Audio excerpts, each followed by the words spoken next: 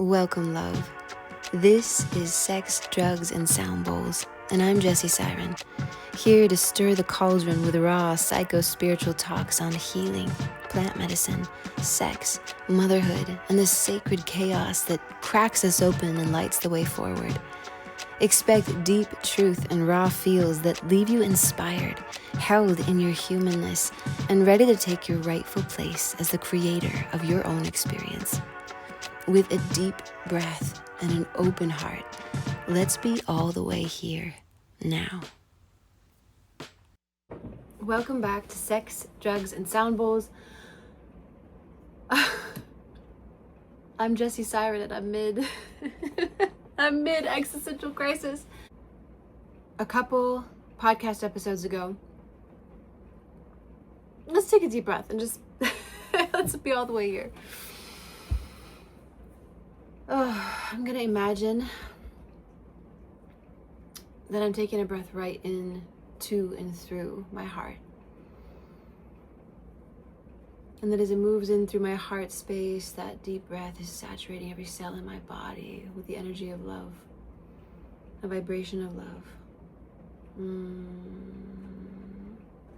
That everything I speak here is for the highest and best good of myself and all. There is a thing in the world of psychedelics called the threshold.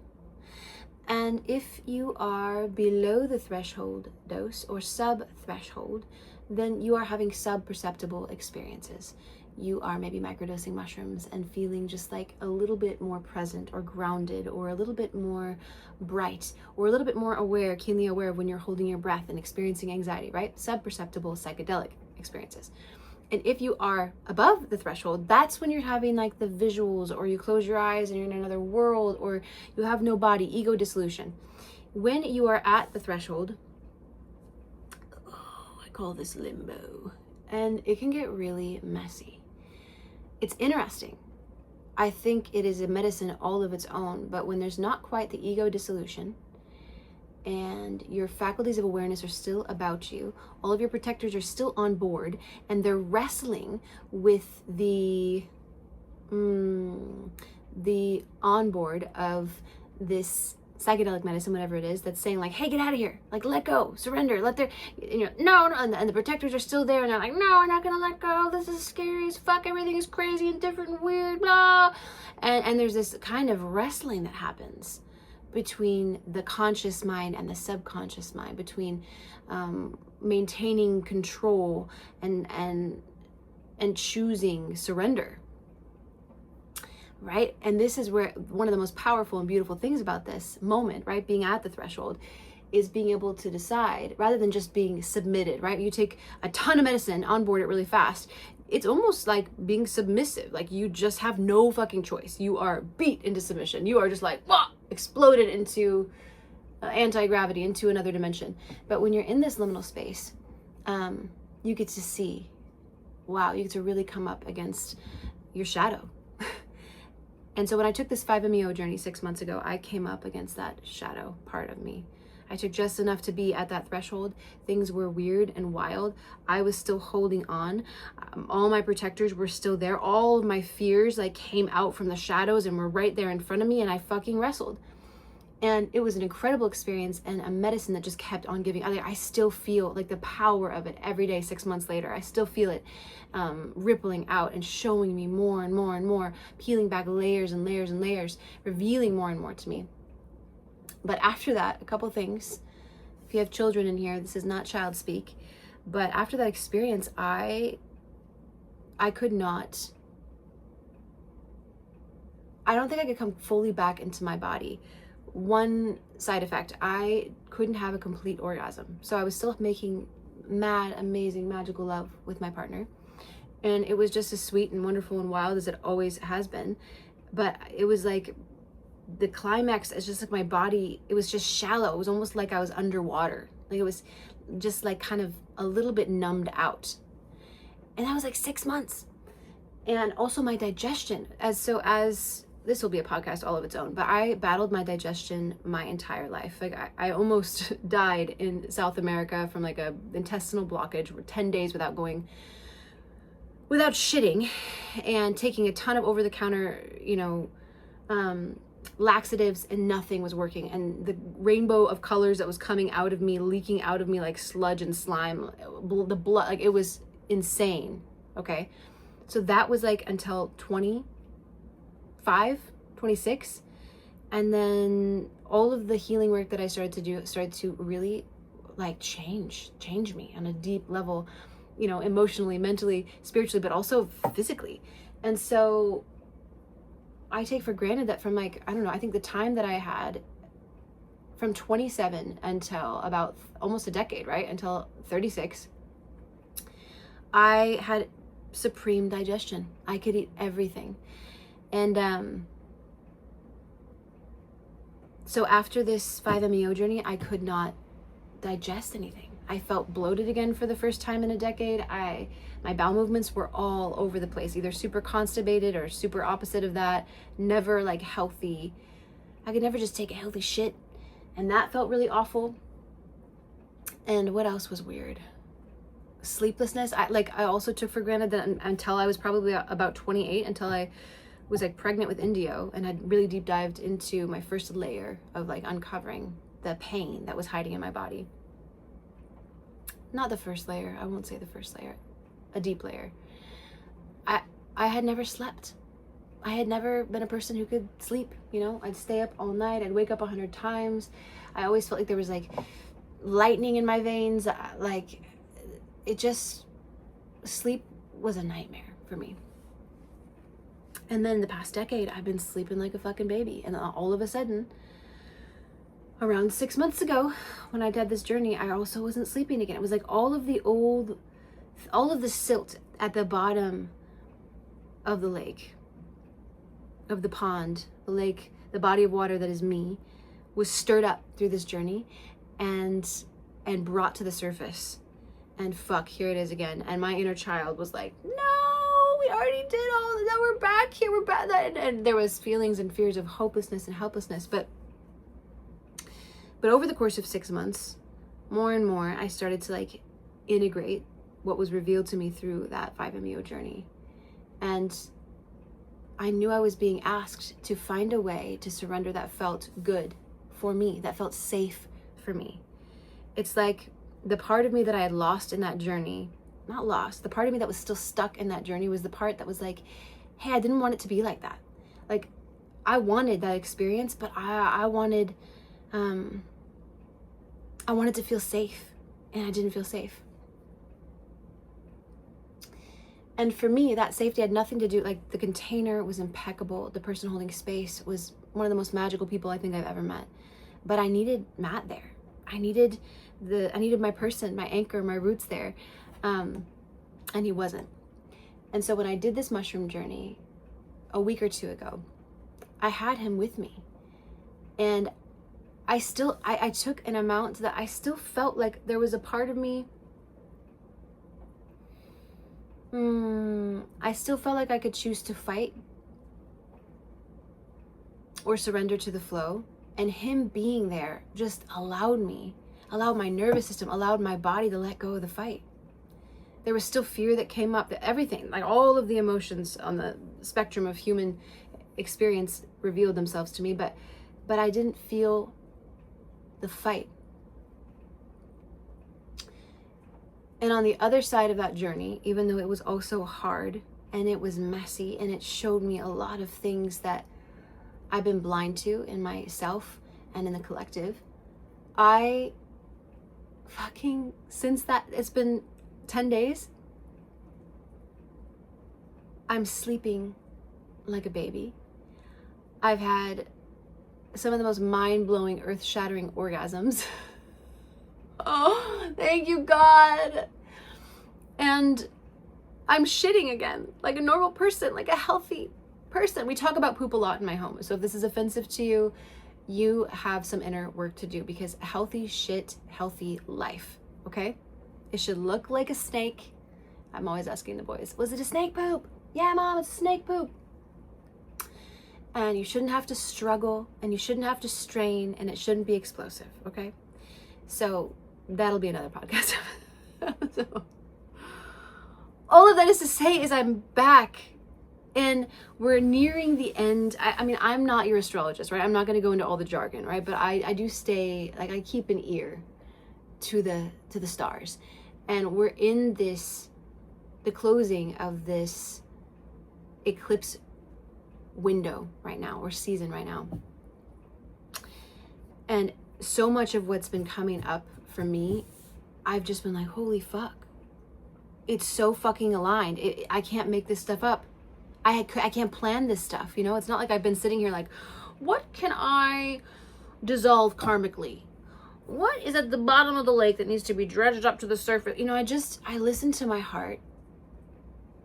I go where it leads me, even when it's scary. And I witness what unfurls. And I alchemize. I alchemize the pain, the grief, the beauty. Oh, and let it move through me. And then I am just the more I do that, the more I'm just fucking wowed. I'm just like, it's magic. In the words of Stargazer Lee, don't woe your wow. I find myself being like, I can't believe this is real. I can't believe this. Wow, how is this real life? I'm not gonna woe my wow. And so a couple nights ago, I had the urge in my heart to have a little alone time and do a little processing and go back to a memory that I thought, you know, what I've learned from my own process is that a lot of moments of trauma for me were kind of freeze framed right after. And they were playing like little vignettes in the back of my mind constantly. Like there's an image of me standing in the backyard, looking up at the sky, and there's an airplane going overhead. And there's this image, right, that I have of myself. And there's nothing traumatic happening in that moment, but it's the moment right after something traumatic has happened, right?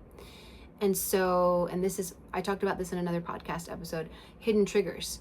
When I took MDMA with Matt a few years ago, and heard a plane going overhead, and it opened me up to this experience, right? And to the pain and the trauma around that experience. And it showed me how my nervous system, every time it had heard a plane going over for the past lifetime, had been feeling some low key level of fear and anxiety, because those were the sounds that were happening. Those were the things that were around me when I was experiencing, or right after or during when I was experiencing that trauma. And so I had this little vignette of a moment in my mind, and I knew that if I went back to it, that there were things to uncover. And so I sat by the fire and I meditated, and I relaxed and breathed and moved and shook and spoke out loud to myself and called in my higher self and went back to that moment and held her and talked to her and asked her what had happened. And she showed me. And it broke me. By the time that I was 9 years old, it's like rattling out through my body. Trigger warning. I'm sharing this in the spirit of solidarity because it feels important. It feels like it wants expressing. By the time I was 9 or 10 years old, I had moved 6 or 7 times. I had lived in a home where physical and verbal violence were regular. I had been sexually abused regularly in my home and outside of my home. I had procured a stalker. Police got involved. I was pulled out of school. I became homeschooled. My dad was diagnosed with terminal brain cancer. And that is just the story of me from like conception to 9. And when I was opening up to this experience of this trauma that I experienced as a little girl, this little vignette that cracked the door for me to just feel the pain and the grief, I was remembering how fucking afraid I was then, like all the time.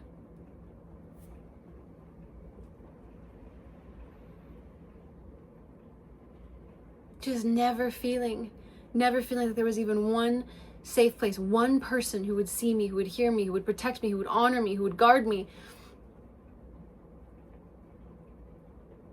And I grieved. I sat on the floor and I just fucking groaned and moaned and cried and felt for her. I felt so much for her. And at the same time, I was filled with so much gratitude because, I felt that fear my whole fucking life. Well into my 20s. And I felt this wave of grace as I thought about how blessed I've been with Matt. Fucking Matt.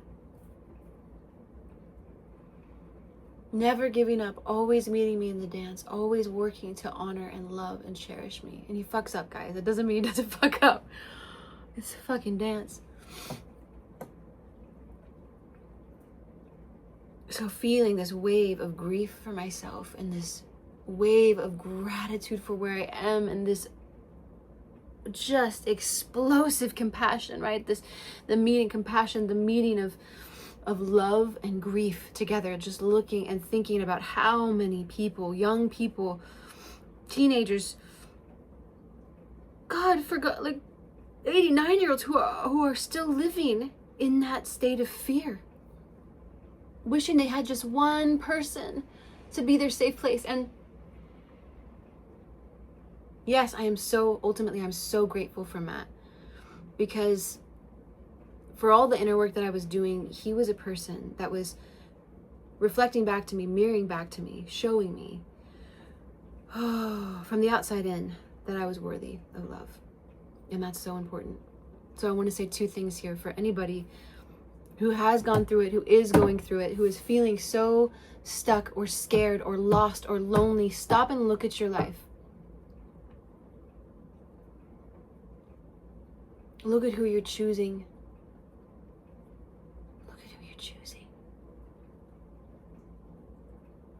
Because those people, your inner circle, those are the people that are going to be holding up the mirror and showing you what you're worth. Day in and day out. And I remember when I went to a Vipassana, Matt and I had been broken up for a few months, and I went to a Vipassana. I sat in silent meditation for 11 days, and I wanted to go back to a toxic relationship with a beautiful human. The two of us together, just fucking the alchemy, it was messy. It was really messy. But that was familiar, right? From my childhood. Through my teens, through my 20s, the pattern that I replayed was just choosing that fucking mess again and again and again. And then grieving, why is life so messy? And when I sat in this Vipassana, in the meditation, I think day 7 or day 8, there was just, I didn't go there for relationship help, but what revealed itself to me was exactly this. Like, you keep choosing the thing that rattles your bones, that terrifies you, that makes you feel like you're not enough. You keep choosing it. And I thought of Matt. I just thought of him, and my whole body just fucking opened up. And I left that Vipassana, which I highly recommend. I've said this before. I'm going to really try to remember to put it in the show notes, because, my friends, if you can set aside 11 days, they will be 11 of the most life-changing days of your life. It's going to be hard. It's going to feel impossible. You're going to feel like you can't make it. And just know that everyone feels that way. And that it's so fucking worth it. It's so fucking worth it if you can just hold out. Where was I? I fucking lost myself.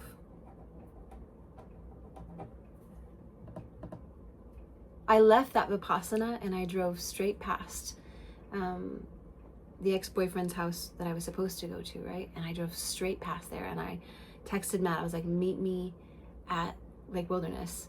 And I drove to him, and I sat there next to him, and I said, I'm so sorry I broke up with you. I'm so sorry I hurt you. Will you take me back? And I wove little daisies into his hair, and he sat there with tears in his eyes, and he said, yes. And it was my birthday, and it was Mother's Day, and he came to dinner with me and my family that night, and then we went back to my house, and then we fucked for 4 4 or 5 hours. He just stayed inside of me. And that night he asked me to marry him while he was inside of me, and I said yes. Oh, all it takes is one choice. Choose yourself. In that moment, I wasn't choosing Matt. I was choosing myself. I was finally fucking honoring the intimations of my body, because the body knows. Your body knows. And my old programming was set to this dial that I could have what I wanted. Like, I was actually like sexually, well, this is partially probably because of my trauma, but like I was like awake sexually very young. I had my first like intense crush when I was 5, and I remember just wanting to like hold his hand and be by him. And I was a magnet for that attention. So I wanted that attention, right? I wanted that intimacy, that closeness, that I wanted to be seen. I wanted to be loved, and I was a magnet for it. But in the most toxic ways, in the most extractive ways, always in the ways I didn't want. But because that was my thermostat was set to that, right? My initial programming was set to that, right? With the first love of my life, my father, the one who's supposed to protect me, my first abuser. I craved his attention, and it was either toxic, extractive abuse, or like nothing. And so I learned from a young age, if you want it, you just take it any way that you can get it. And it took a moment of silence. It took a moment of really, of letting all that stuff, the superficial chaos, dissolve to get back to the core of this pure essence of self that cannot be destroyed or deprogrammed, but only ever buried. And when I tuned into that and turned the volume up, right? I turned the volume up by turning the volume down on everything. In Vipassana, there's no sound. There's no distractions for 11 days. You're not on your phone. You're not listening to radios or podcasts or reading books or self-help. You're not journaling. You're not doing shit. You're just sitting with yourself. And so I turned the volume up on that knowing, and I just found her. The one that I can trust.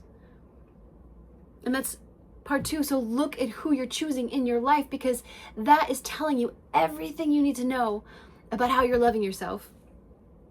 And the second thing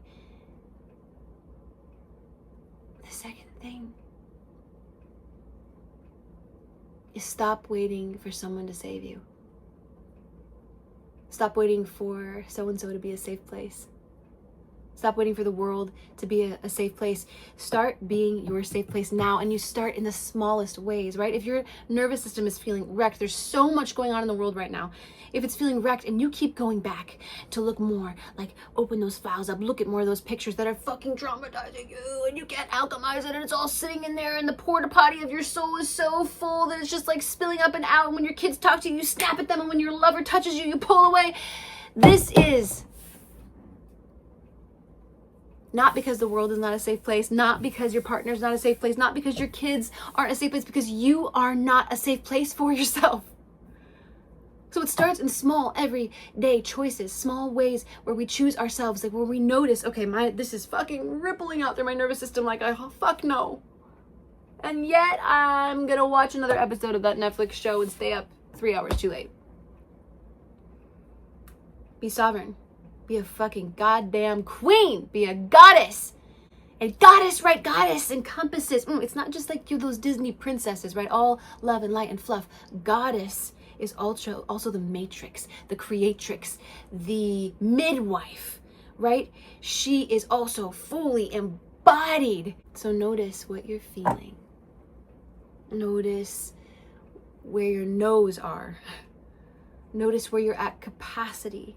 And it's not tricky, right? It's simple. It's simple, but it's not always easy. Find a way to tune back into that ever-present, ever-flowing, ever-illuminated essence.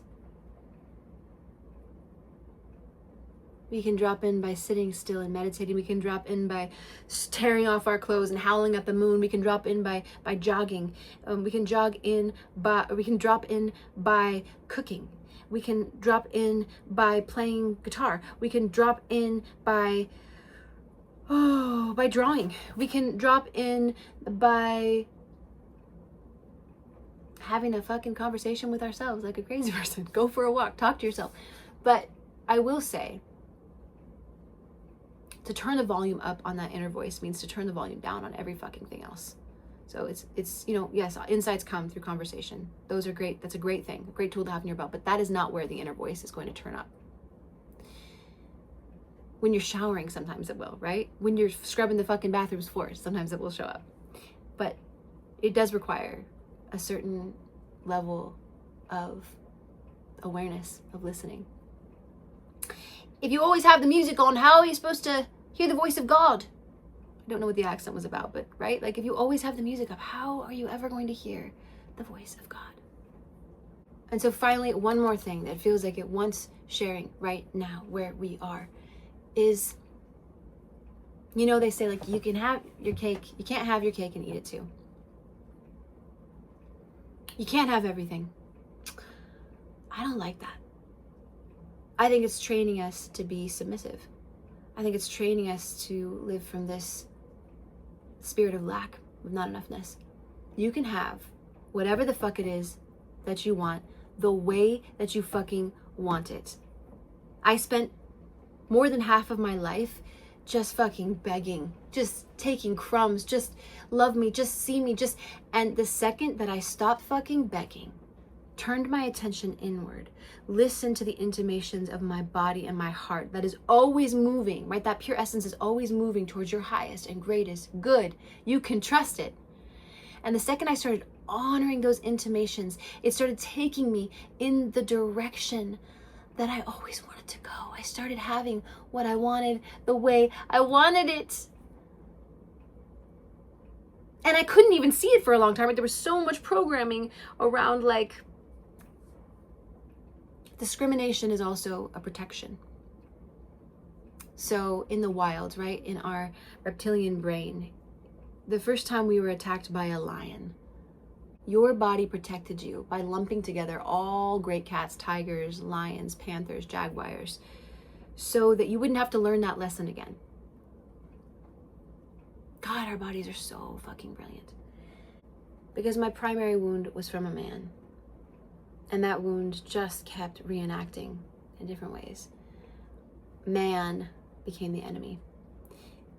And your subconscious is going to work to make all of your beliefs true, because your mind will choose again and again a familiar hell over an unfamiliar heaven. It will always choose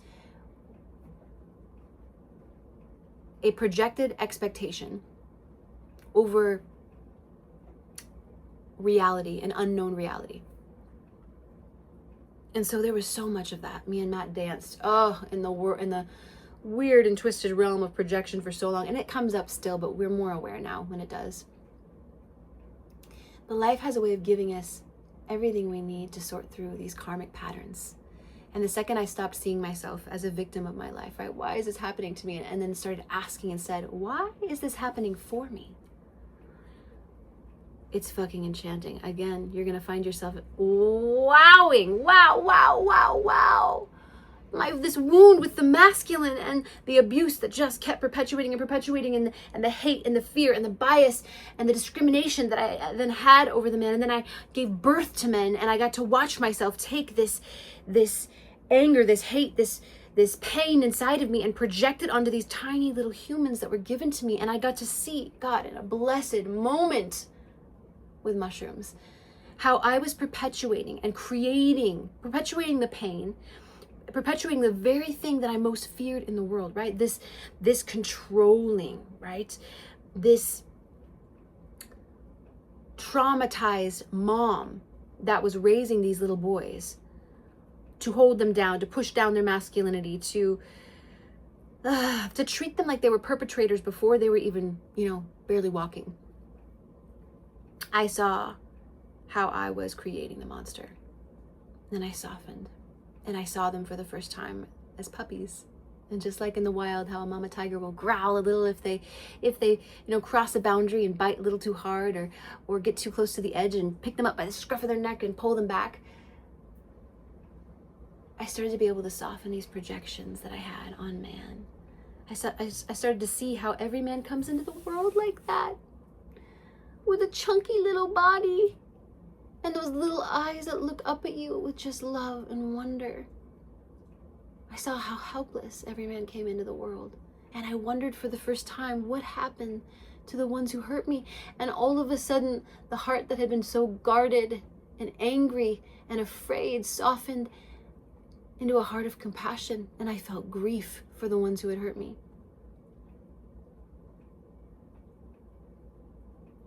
And this year I had the Seahawks. We fucking killed it. We slayed. And I got to watch the Seahawks, and I thought, as I was watching them, I just felt things opening up inside of me. I felt this kind of admiration for the masculine opening up. For a long time, I wouldn't watch football because I was like, they're just giving each other fucking concussions and probably going home to be abusive to their families. And like, what the fuck is this football? Like, we're paying big money. They're making big money just to watch men throw each other around on the field. And I watched it this year, and I was like, holy shit. What power. Just embodied power. And I stood next to a horse, Big Blue. And it was like a war horse, like it was like 10 times the size of me, its head as big as my body. And I stood next to it and I closed my eyes, and the universe blessed me with this wave of just this grounded masculine, this masculine as just presence.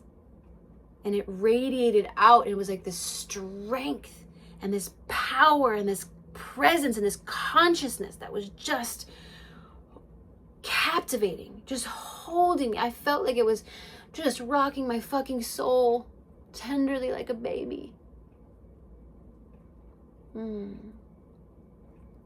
So I'm just over and over and over, yes, this pain, yes, this shit, it happened, it sucked, it fucking sucked, and I grieve for that girl. And I'm also, because of all that pain, I have the bliss, the pleasure, the joy, the privilege of opening my heart again and feeling, God, the first budding and blossoming. And for you, maybe it's something different. Your first wound, your primary wound will be different than mine. Your journey through the odyssey of inner space will be different than mine. But the gift, right, from closed to budding to blossoming again, is coming for you. It's fucking coming for you. Remember, your healing, your story, your healing, your journey, they matter, and they matter more than you know.